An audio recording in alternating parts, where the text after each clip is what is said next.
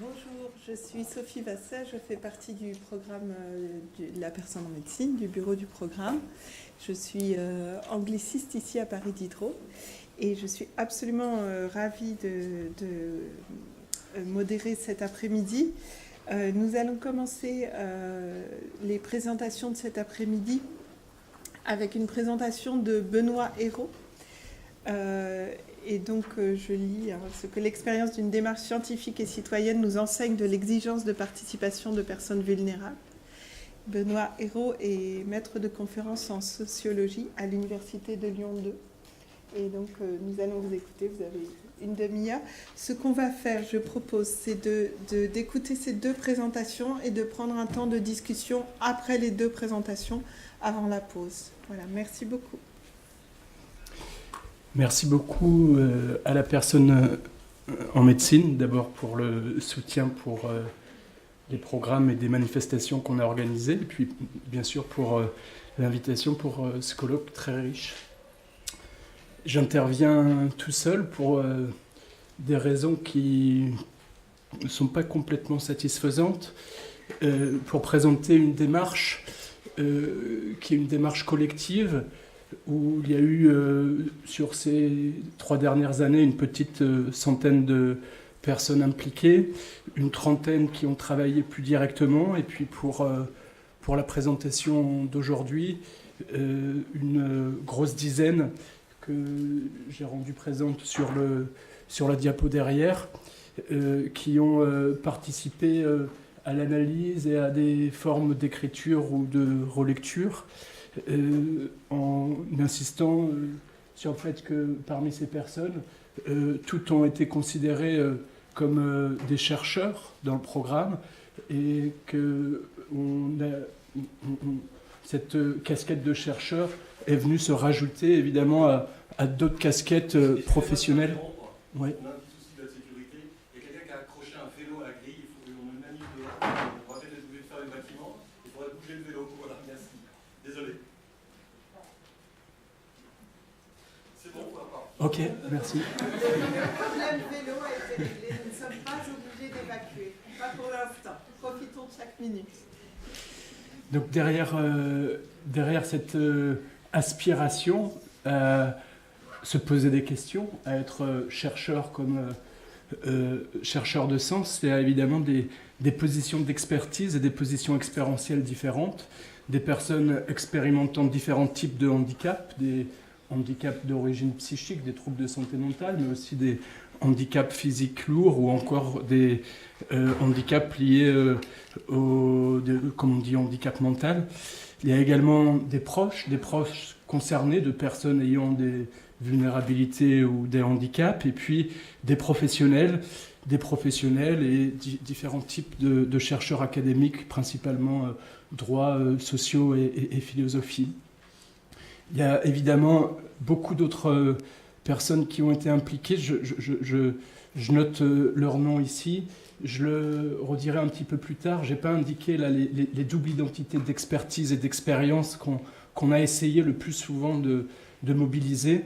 Mais ces personnes ont été impliquées dans la démarche à toujours un double titre d'expertise et d'expérience.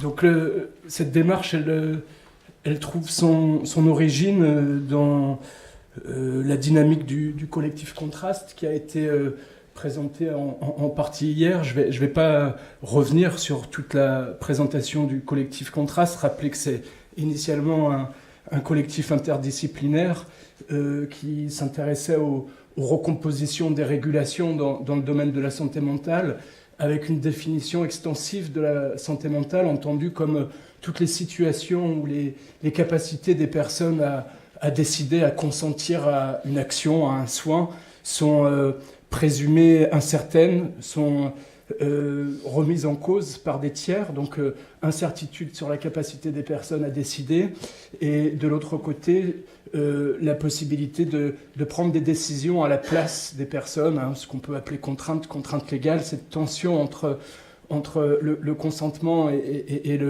les contraintes était la tension problématique initiale de ce collectif interdisciplinaire. Donc avec l'idée de définir, on l'a dit un petit peu hier, mais de définir largement la santé mentale, c'est de pouvoir comparer justement des tas de situations de soins ou d'accompagnement au sein de l'hôpital psychiatrique, au sein des EHPAD, dans des services mandataires à la protection des majeurs, dans les vies de famille, de pouvoir comparer des tas de situations où le problème de la capacité à consentir et du problème de la décision pour autrui se pose, d'avoir un outil, une grille de lecture, une grille d'analyse un petit peu commune.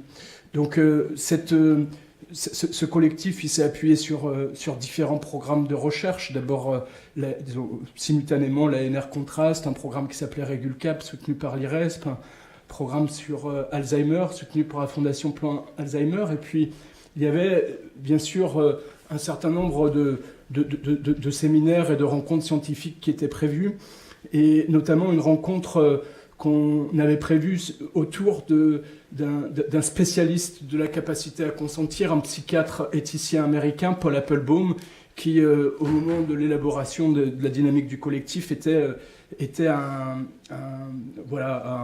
référent qu'on voulait faire venir en France pour faire connaître ses travaux.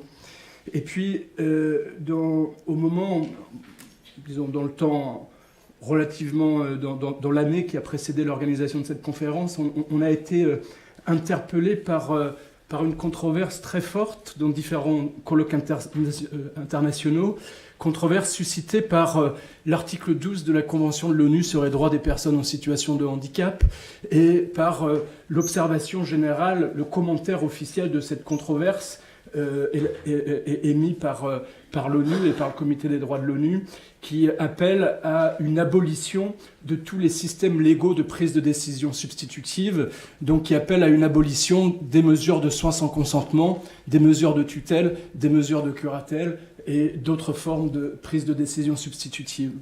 Donc bien sûr, travaillant depuis quelques années autour de cette convention et autour de ces enjeux, on a été très interpellés et on s'est senti en partie obligé, interpellé de recadrer notre conférence, sachant que l'article 12 se centre précisément sur cet enjeu de la capacité à consentir, que le Comité des droits considère comme inaliénable, universel. On ne peut pas réduire la capacité d'une personne à décider ou à consentir. Et pour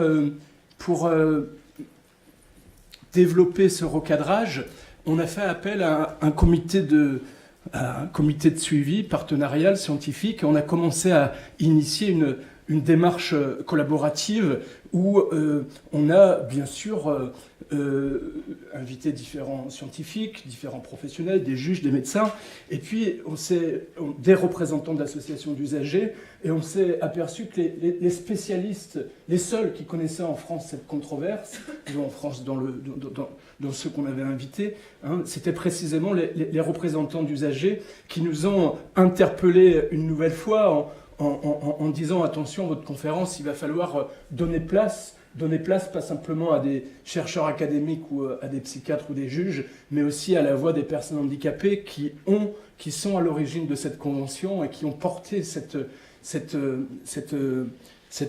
interprétation controversée. » Alors concrètement, bien sûr, on a essayé de changer le cadrage d'abord de contenu, mais aussi de scène, de mise en scène de cette conférence, en donnant une place d'invité d'honneur aussi à des usagers experts et pas à se centrer sur la figure du psychiatre célèbre. Et on a cherché à diffuser un appel à communication standard pour usagers professionnels et chercheurs. Alors, je passe un peu vite parce que là je prends du temps, l'un des constats qu'on a fait à l'issue de cette conférence, ça a été précisément de constater la difficulté d'avoir des réponses de personnes usagères. On en a eu quelques-unes, deux, au-delà des invités. Donc la difficulté de personnes expérimentant des mesures de contraintes légales à venir participer au débat public, au débat scientifique sur ces questions. Alors, ce constat, il a été fortement porté au sein du comité de suivi scientifique et partenarial, et a été décidé de lancer une action innovante que la CNSA a accepté de financer, visant à la fois à accompagner des personnes expérimentant des mesures de contraintes légales à développer une expertise publicisable autour de leur expérience, donc à les accompagner sur l'espace public, à aider à recevoir leur expertise sur l'espace public, et puis autant que possible à avoir en tirer quelques enseignements aussi scientifiques. Alors, le lancement de ce programme a conduit bien sûr à une certaine transformation de la gouvernance, où ce comité de suivi est resté une entité qui, disons, de suivi, voilà. Et puis, on a sollicité un certain nombre d'autres acteurs et on a mis en place une coordination un petit peu spécifique, sachant qu'il y a eu une réticence très forte au sein du collectif Contraste qui a été latente pour s'engager pleinement dans cette aventure qu'on avait annoncée. Et puis, dire que l'ingénierie de ce programme innovant a été assez complexe, puisque concrètement, on a cherché à financer la participation d'usagers comme facilitateurs chercheurs, de professionnels, de chercheurs académiques, donc une trentaine de personnes sur des formes assez à géométrie variable, on va dire, de rétribution, de financement ou de convention avec les partenaires. Alors, la méthode qu'on a mis en œuvre, bien sûr, elle s'est développée de manière en partie expérimentale. On avait défini en amont un protocole qu'on a été amené à adapter, bien sûr. Donc, protocole inspiré, d'une part, on l'a évoqué ce matin, par la charte du croisement des savoirs d'ATD, qui vise au maximum à symétriser les différentes positions d'expertise, et puis par les techniques usuelles de focus group, notamment les méthodes d'analyse en groupe développées par des collègues de Bruxelles notamment. Pour prendre comme point de départ des focus group qui ont été facilités par un professionnel, un membre de l'académie et un usager expert comme facilitateur de ces groupes. 11 groupes ont été constitués, là encore avec des formats très variables suivant les types de handicap visés, suivant les liens avec les institutions, des hôpitaux, des CHRS ou des associations d'usagers. Disons, bref, on a eu 11 groupes réunissant entre 5 et 10 usagers qui étaient facilités par un trinôme animateur. Donc l'objectif de cette méthode, c'était non seulement de partager des expériences d'exercice des droits difficiles, que ce soit par excès, par la contrainte, ou par défaut, absence d'accompagnement dans l'exercice des droits, dans l'accès aux droits. Et cette consigne commune, on l'a également, on a cherché à en avoir une retranscription écrite commune à travers des formats communs qu'on a été notamment amené à publiciser, par exemple, sur notre site internet, disons sur le nouveau site internet, ConfCap Cap Droit, où chaque personne se présente, décrit le contexte de description de la situation amenée, vécue, de l'expérience, et une manière de publiciser, mettre en forme, prendre une certaine forme d'expertise sur son expérience. Alors, au-delà de ces analyses communes à partir d'expériences amenées par les uns et les autres, on a pensé de manière progressive une participation à des séminaires scientifiques et à des événements publics, à des colloques, à des conférences de professionnels, d'infirmiers, de psychiatres, de juges, ou parfois des ciné-débats. Disons, on a cherché à démultiplier les scènes de débat public dans lesquelles les personnes pouvaient être invitées à venir partager leur expertise. Alors, ce protocole a conduit, après chaque d'abord dire effectivement qu'après chaque intervention publique, il y avait des moments de débriefing en groupe. Et puis, ça a conduit finalement à un certain nombre de publications collectives.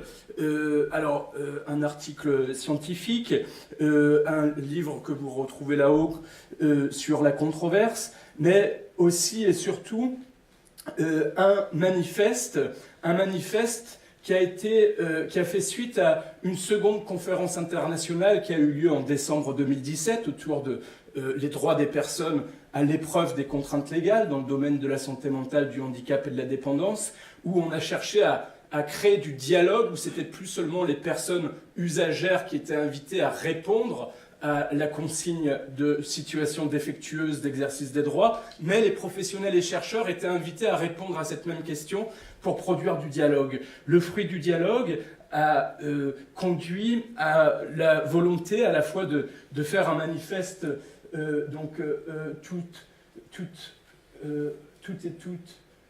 et tous vulnérables, toutes et tous capables, avec une double version en français académique et en français facile à lire et à comprendre. Beaucoup de personnes, alors vous avez aussi des versions de ce manifeste sur la table là-haut, beaucoup de personnes nous ont dit que la version dite en français facile était beaucoup plus forte politiquement, précisément par son langage direct, et ce qui devait être un document d'accessibilité est devenu le document le plus performatif.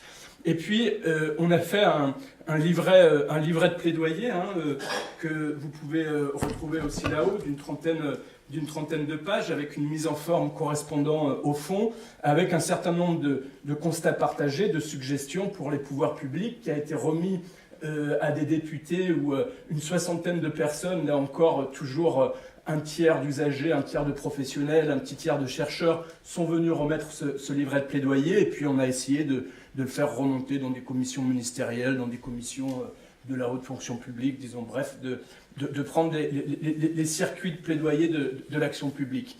Donc un certain nombre de productions où on a toujours cherché à mettre en avant la double casquette d'expertise et d'expérience des personnes.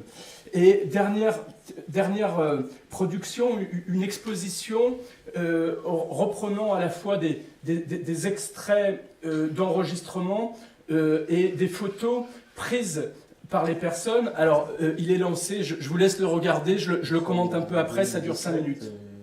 Le nombre de personnes qui sont hospitalisées en milieu psychiatrique augmente d'année en année.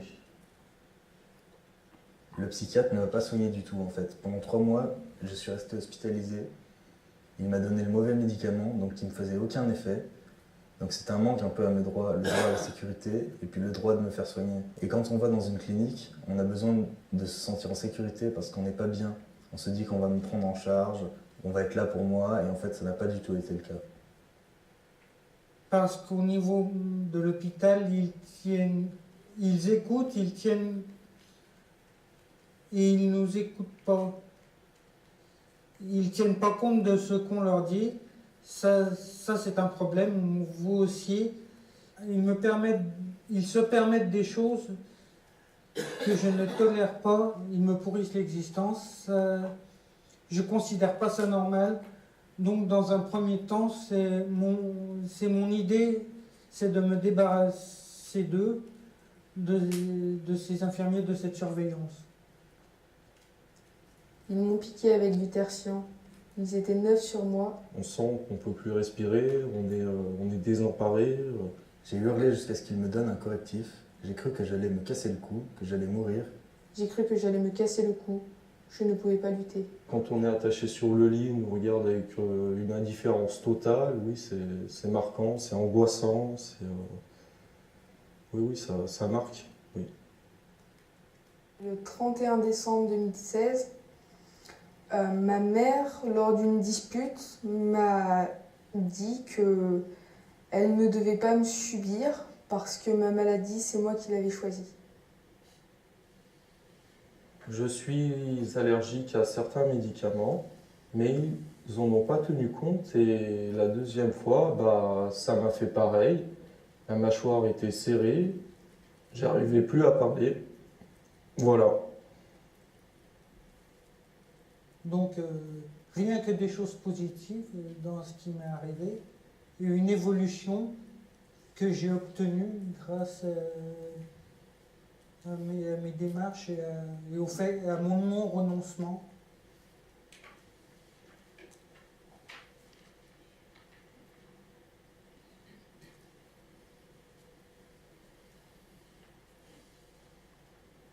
J'ai toujours pu m'occuper des papiers, mais là, je n'en peux plus. Je n'ai pas été informé que ma curatelle allait être renouvelée et donc je n'ai pas pu le refuser. Défendre mes droits aussi, impossible de demander ma levée avant la fin de la mesure car il faut payer une expertise psychiatrique qui se monte à 150 €. Je n'avais aucune information sur rien, encore moins sur ma pathologie.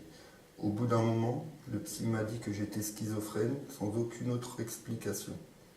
Et quand on me parlait des dettes, cela me coûtait trop pour y réfléchir. Je poussais à plus tard. Il me faudra donc attendre 3 ou 4 ans. Je ne sais pas à quel moment la mesure se termine. La curatrice me dit que j'ai été informé par courrier, mais je ne me souviens pas. Mais je ne l'ai pas reçu. Et en même temps, je fais tellement confiance aux médecins que je pense qu'ils vont me dire ce qu'ils doivent me dire et donc je n'ai aucune raison de leur poser des questions. Il y a tellement de papiers, j'avais des sacs pleins de papiers. Il faut ramener ça, il manque un papier, il manque ci, il manque ça. J'ai toujours pu m'occuper de mes papiers, mais là, je n'en peux plus. Cela me ferait du bien d'avoir quelqu'un pour m'aider avec les papiers. Il faut ça, tenez, prenez ça, vous voulez ça, prenez ça. Et un jour, ils sont venus mettre tout dans les cartons et j'ai dû partir.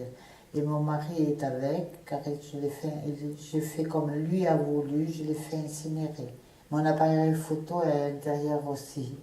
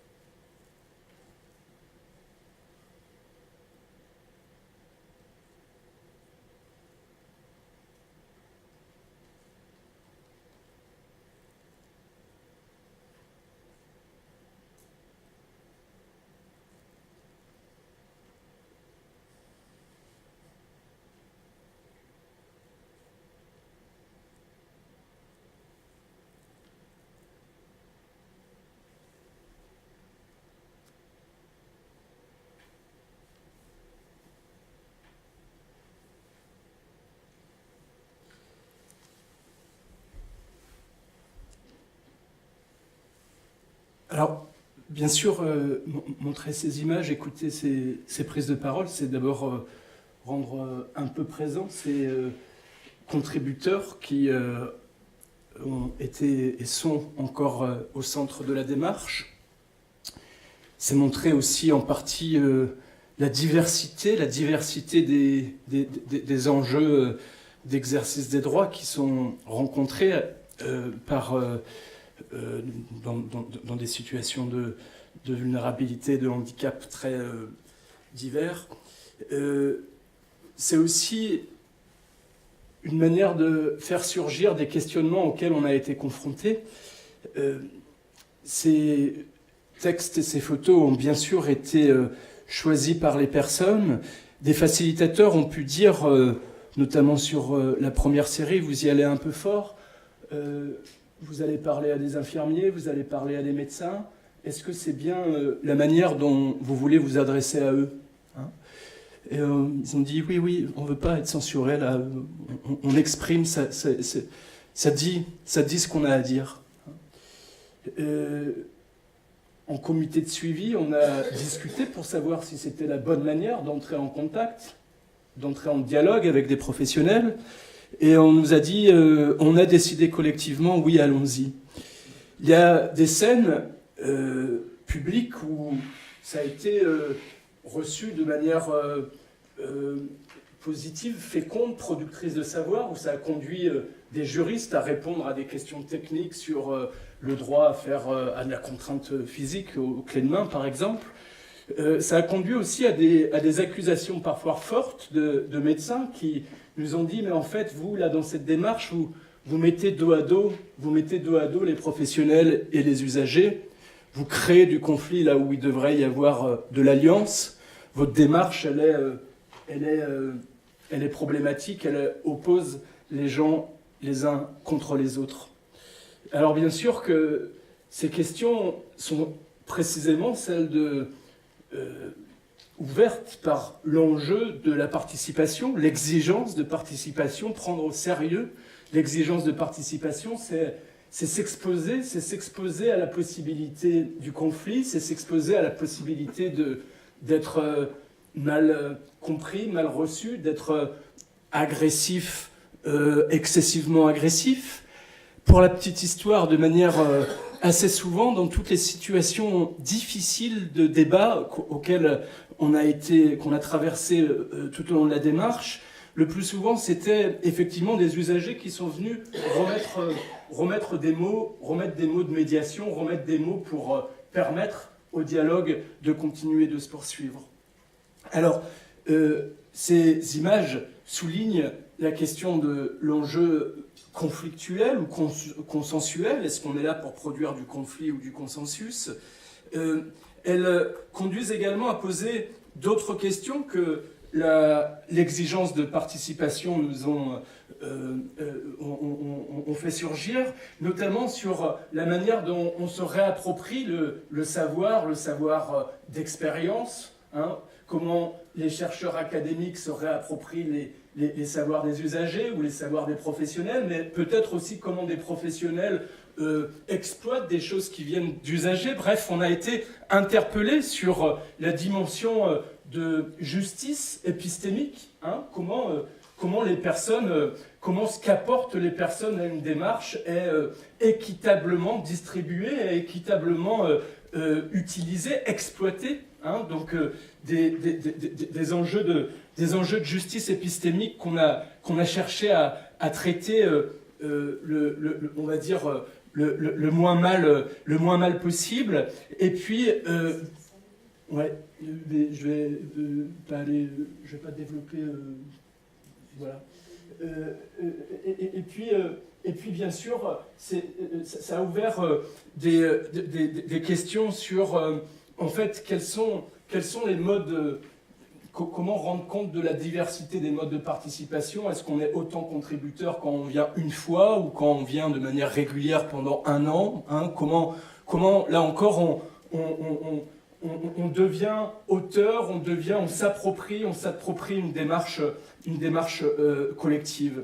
Alors, je ne vais pas développer l'ensemble de ces points, dire quand même que la différenciation entre la temporalité institutionnelle et la temporalité biographique est évidemment un élément qui nous semble tout à fait important pour rendre possible de l'accessibilité à l'espace public. Il y a amener de l'expérience, en faire de l'expertise, ça demande du temps et ça demande des temporalités variées, des temporalités personnelles, des temporalités de groupe, des temporalités plus collectives. Donc il y a une complexité des temporalités qui permettent des types de prise de conscience, là encore, parfois individuels, parfois plus collectifs, hein. Les moments de prise de conscience peuvent être dans les moments collectifs, mais peuvent être aussi entre les moments collectifs.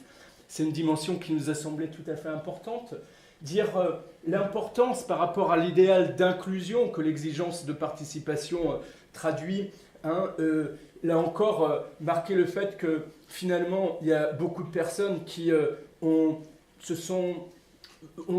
venues par à-coup, sont venues de temps en temps, n'ont pas participé tout le temps, se sont pourtant sentis inclus, et puis d'autres qui sont partis silencieusement, et notamment du collectif initial, où finalement l'enjeu de participation, l'enjeu inclusif crée de l'exclusion aussi discrète, de l'exclusion latente, et c'est un élément dont on ne sait pas toujours quoi faire, mais qui est un résultat en tout cas évidemment forte de la démarche. Et puis j'ai insisté sur la question déjà des injustices épistémiques et de la traduction des langages et du danger qui nous a constamment été rappelé, notamment par Bernard Mell, mais de dire attention à ne pas re-rentrer dans les novlangues technocratiques, médicales, etc. Le dialogue, c'est une entreprise de traduction où il faut, ça rejoint des choses qui ont été dites ce matin, mais produire un langage à soi, un langage des personnes impliquées dans le dialogue. Donc cet enjeu central du langage pour permettre une accessibilité épistémique. Pour conclure, l'enjeu de la distanciation pour les usagers, c'est pas toujours facile. L'enjeu de l'implication expérientielle pour les chercheurs, c'est évidemment pas toujours facile. Mettre de son expérience, mélanger des genres, être dans une forme d'hybridation.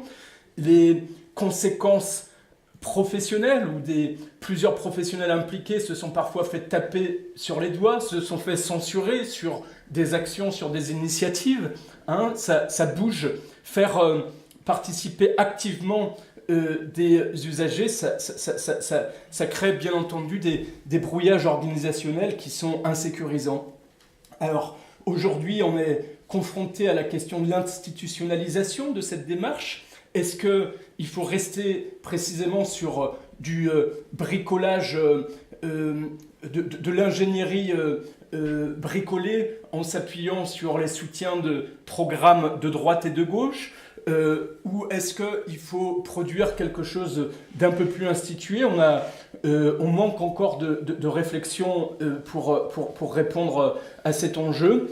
Et puis, ça pose bien entendu la question du curseur entre le rôle de la recherche et ses implications activistes. Et on a récemment réaffirmé dans notre dernier comité de suivi l'importance d'une place d'abord de recherche, dans le sens où c'est pas l'apanage du monde académique, c'est bien permettre à chacun d'être en position de chercheur, qu'il soit usager, professionnel ou académique, mais pas tout de suite, immédiatement, déjà dans une position militante ou activiste. Je vous remercie.